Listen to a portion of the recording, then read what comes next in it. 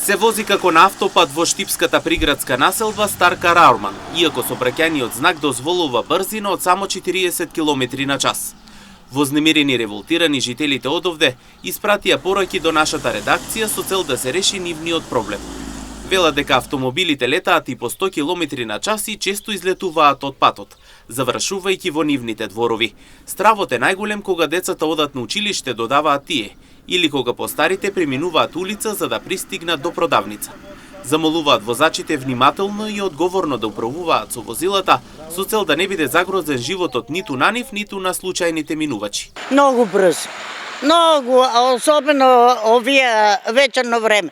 Ути ние па тука спиме близко до патот сме и со мотори, со коли, во трка, не бива трка да прават. Многу, стварно е страшно. Да, бе, да, мислиш куќата се тресе. Па близко сме ние тука. Дерата.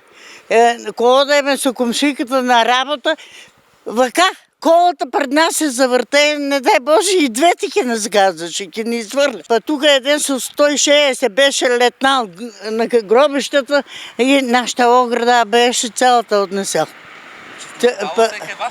Да, бе, да, е кај нас од двор. Многу, над 100. Над 100, нема тука. А има 40, јас знак доле, тука на Кривинката, 40.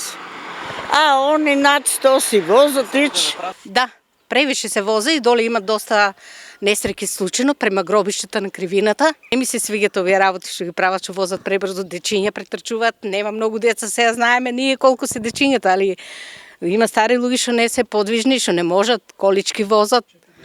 Не дај Боже, може некој да убијат. И имаш случаи што на жената во дворот и влетеа две коли. Во дворот и улезеа од брзина.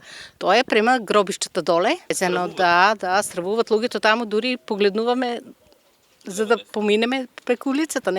А како не може, ако не се внимава, ќе дојде. Знаци постојат. 40 там е, над дрвото, горе знакот постоја 40. Колку се воза 40? 40 е до знакот там. Навага треба да намале. Ама ногната време вожда, секој не знае. Прето дори па, тука, там, до на Ангеловачата.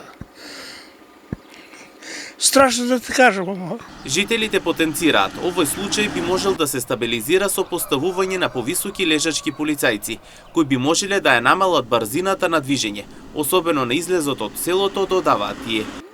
Свеста кај шоферите е друга. Секој треба да биде свесен во населено место колку треба да оде. Накрето свете сили, улични ставија се, едно време немаше ништо.